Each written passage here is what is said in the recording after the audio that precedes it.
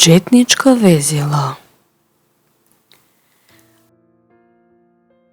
При заучување на каква и да е работа, се внимавало тоа да биде на новина, односно на полна месечина, за полна да е работата.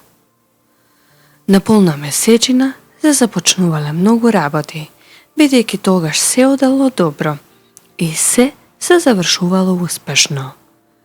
Токму поради тоа, како најпогодно се сметало да се заучи на новина или пак на игнат, кога се дигал денот, за да се дигала и растела работата.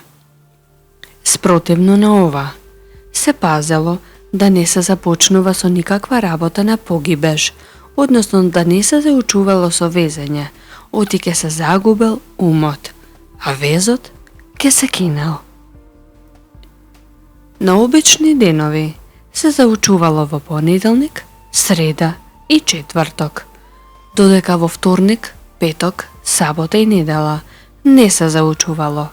Вторник се сметал за лош ден, а сабота за кус мачен ден. Во недела не се заданувало игла од причина што е празничен ден и ке се избоцкала Света Петка. Во спротивен случај, ако некоја на тој ден работела, ја очекувало нешто лошо. Првото почетничко везило, девојчето го везило до Зедисонце, а потоа ја закачувало иглата за везилото. Ке джовакало леб, ке го завиткало во везилото, ке укнело 3 пати и ке речело: "Што ке учам 3 години, да се учам 3 недели."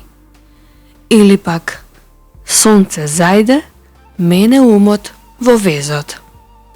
Сонце врид, игла в зид, мене умот во везот. Има случаи кога девојчето везилото го ставало во лажичарникот или пак во ношвите, а за да трча по везот како по лебот. А леб не смеело да јаде на Зедисонце, да не изајде умот. Во периодот кога се заучувало, на Сабајле, кога девојчето тргнувало на везење, ке се свртало кон сонцето и ке речело: "Господи поможи, денеска уба среќа дај ми, полесно да ми биде везењето." На приквечерина, кога се враќало од везење, ке укнело во везилото и ке речело: "Сонце зајде, ум ми дојде." Може да се заклучи дека сонцето имало особена сила над мисловната дејност на везачката, а оттаму и култот кон сонцето изразен токму во периодот на заучувањето, проследен со известна обредност, магиски дејства и наречувања. Во верувањата и обичаите сврзани со заучувањето со вез се присутни 2 основни елементи: вода и оган. Така, например, кога за прв пат девојчето завезувало, му се давале 3 парчиња на кои ќе се заучи. Првото парче го фрлало во вода, за да му оди везот како по вода. Второто го фрлало во оган, за да му се силела работата, а третото го давало бакшиш или си го чувало за себе.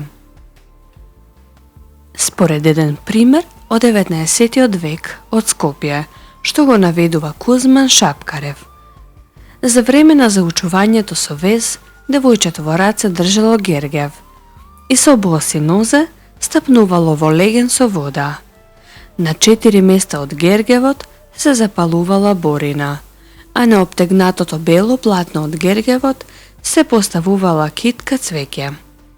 Водата во легенот значела да му тече брзо работата, како што тече водата. Запалената борина да гори девојчето за работата, како што гори борината, а китката цвеќе да му цвета работата.